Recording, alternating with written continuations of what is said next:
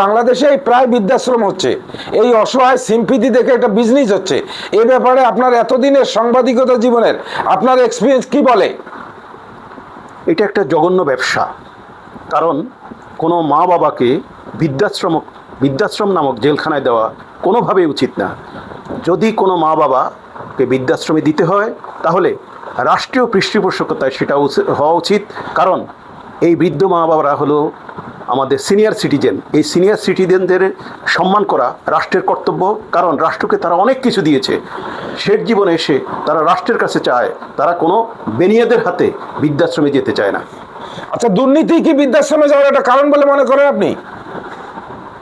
অনেক ক্ষেত্রে দেখা যায় অনেক মা বাবা